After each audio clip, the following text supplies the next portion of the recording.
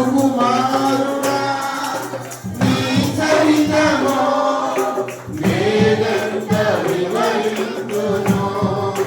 నీ మహిమను ప్రకటించగా